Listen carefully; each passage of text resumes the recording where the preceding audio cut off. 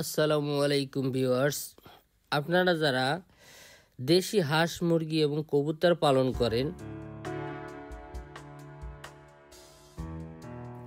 এগুলা পালন করার সময় যখন দেখেন বিভিন্ন ধরনের রোগ বালাইতে আক্রান্ত হয়েছে, তখন আপনারা বুঝতে পারেন না যে আসলে আপনারা এই অবস্থা কি করবেন। তখন আপনারা হতাশাগ্রস্ত হন। বিভিন্ন ধরনের রোগ যেমন fowl cholera, Ranikhet, গাম্বুরা, gram negative, gram positive bacteria দ্বারা আক্রান্ত, শ্বাসতন্ত্রের সমস্যা, ঝিমনি, নাক দিয়ে ঠান্ডা পানির মতো বের হয়, এই ধরনের সমস্যা দেখতে পান।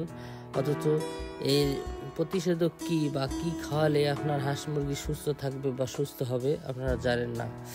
তখন আপনারা দ্বিধাদ্বন্দ্বে পড়ে যান। আসুন আমরা আজকে আলোচনা করি এই ধরনের সমস্যা কি চিকিৎসা নিলে বা কি খাওয়ালে আপনার হাঁস মুরগি কবুতর সুস্থ হতে পারে। এজন্য ডক্সিসাইক্লিন গ্রুপের একটি ঔষধ আছে, বিভিন্ন কোম্পানি বিভিন্ন নামে দিয়ে থাকে।